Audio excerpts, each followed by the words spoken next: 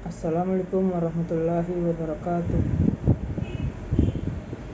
Saya akan menjelaskan fungsi dan kedudukan bahasa Indonesia. Yang pertama-tama saya jelaskan yaitu sejarah bahasa Indonesia. Bahasa Indonesia yang dipakai sekarang berasal dari bahasa Melayu. Bahasa tersebut sejak lama digunakan sebagai bahasa perantara atau bahasa pergaulan, tidak hanya di Kepulauan Nusantara, tetapi juga hampir di seluruh Asia Tenggara. Hal ini diperkuat dengan dipertemukan prasasti-prasasti kuno yang ditulis dengan menggunakan bahasa Melayu. Secara resmi bahasa Indonesia dikumandangkan pada peristiwa Sumpah Pemuda pada tanggal 28 Oktober 1928. Peresmian nama bahasa Indonesia tersebut bermakna politis, sebab bahasa Indonesia dijadikan sebagai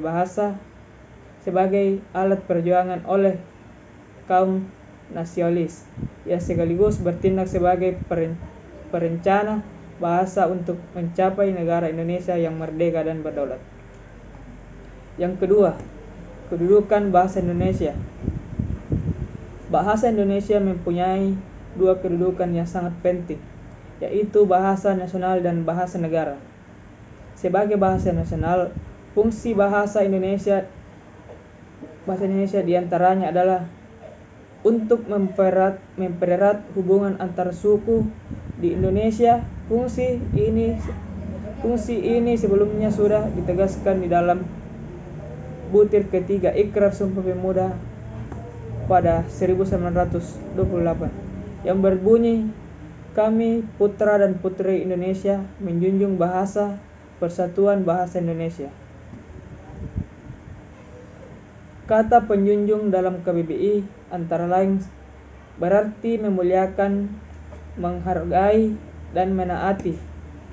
Ikrar ketiga dalam Sumpah Pemuda tersebut menegaskan bahwa para pemuda bertekad untuk memuliakan bahasa persatuan, yaitu bahasa Indonesia.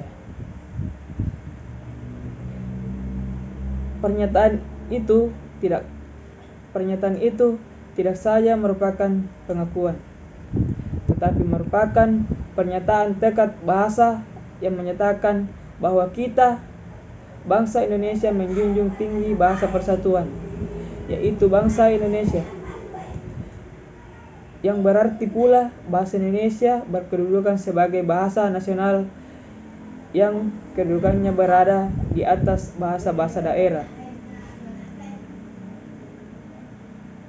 Kedudukan bahasa Indonesia sebagai bahasa negara dikukuhkan sehari setelah kemerdekaan Republik Indonesia atau seiring dengan diberlakukannya Undang-Undang Dasar 1945. Pasal 36 dalam Undang-Undang Dasar 1945 menegaskan bahwa bahasa negara ialah bahasa Indonesia.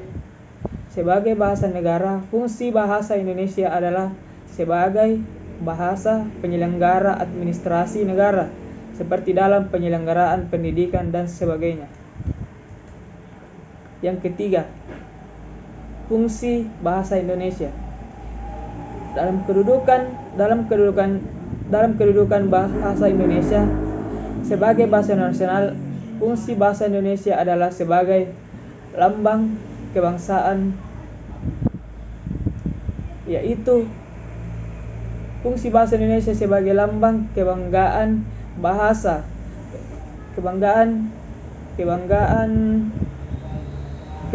adalah bahasa Indonesia mencerminkan nilai-nilai sosial budaya yang mendasari rasa kebangsaan. Atas dasar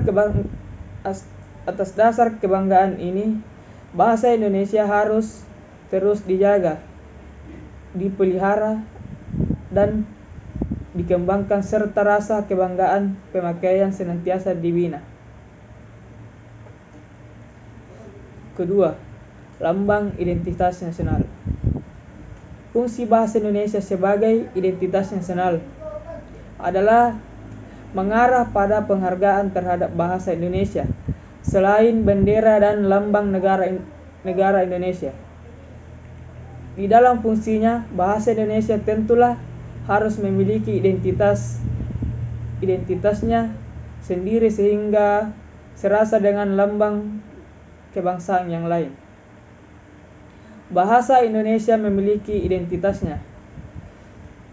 Apabila masyarakat pemakaiannya terutama kaum muda dan pelajar pembina mengembangkan sedemikian rupa sehingga bersih dari unsur-unsur bahasa lain. 3. Alat penghubung antar warga, antar daerah, dan antar budaya. Bahasa Indonesia memiliki peranan yang vital di masyarakat umum dan nasional.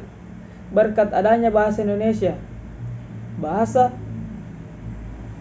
masyarakat dapat berhubungan satu dengan yang lainnya sedemikian rupa sehingga kesalahpahaman sebagai akibat perbedaan latar belakang sosial budaya dan bahasa tidak perlu dikhawatirkan.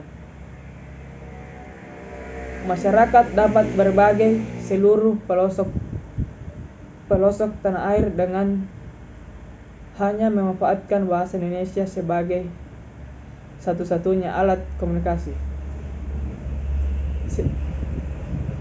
Sekian dan terima kasih. Wabillahi taufiq wal hidayah. Assalamualaikum warahmatullahi wabarakatuh.